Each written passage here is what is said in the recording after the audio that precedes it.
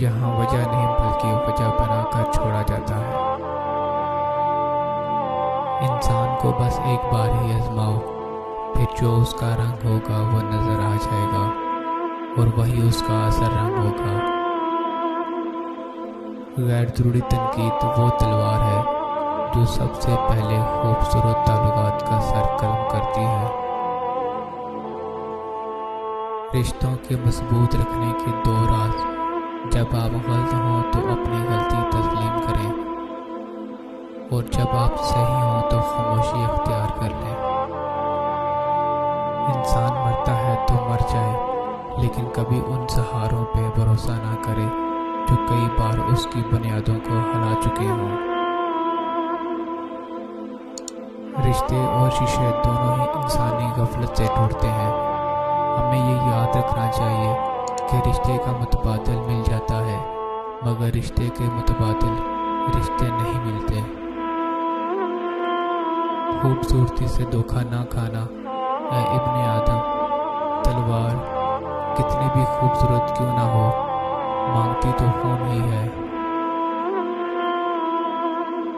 آدمی 3 ہی اچھے، ایک وہ جو مر گیا، دوسرا وہ جو ابھی پیدا ہی نہیں ہوا، اور تیسرا وہ جس سے کوئی تعلق ہی نہیں۔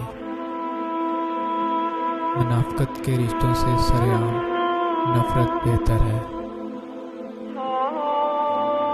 محبت اور دوستی، یہ 2 چیزیں ہر طوفان کا مقابلہ کر سکتی ہیں، مگر ایک چیز ان دونوں کے ٹکڑے ٹکڑے کر سکتی ہے، اور وہ ہے غلط فہمی۔ رشتہ معصوم پرندے کی طرح ہوتا ہے، اگر سختی سے پکڑو گے تو مر جائے گا، نرمی سے پکڑو گے تو اڑ جائے گا، لیکن اگر محبت سے پکڑو گے تو ساری عمر ساتھ نبھائے گا۔ آج کل رشتے دار لکڑیوں کی مانند ہو چکے ہیں، جو دور ہوں تو دھواں دیتے ہیں اور اکٹھے ہوں تو آگ لگا دیتے ہیں۔ سخت ہاتھوں سے بھی چھوٹ جاتی ہیں انگلیاں رشتوں کی۔ رشتے طاقت سے نہیں بلکہ محبت سے تھامے جاتے ہیں۔ معافی مانگنے سے یہ بھی ثابت نہیں ہوتا کہ ہم غلط اور وہ صحیح ہیں۔ معافی کا اصل مطلب یہ ہے کہ ہم میں رشتہ نبھانے کی قابلیت ان سے زیادہ ہے۔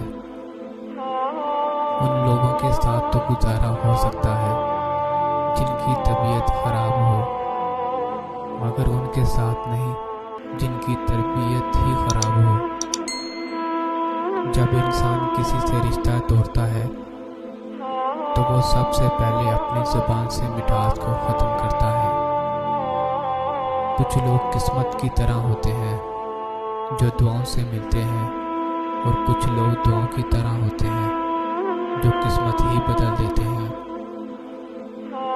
تعلق کی خوبصورتی کا اندازہ دل میں چھپے اطمینان سے لگایا جا سکتا ہے، اور اس تسلی کا ہونا ایسا ہے جیسے بیمار کو شفا مل گئی ہو، اور جیسے لاپتہ مسافر کو گھر مل گیا ہو۔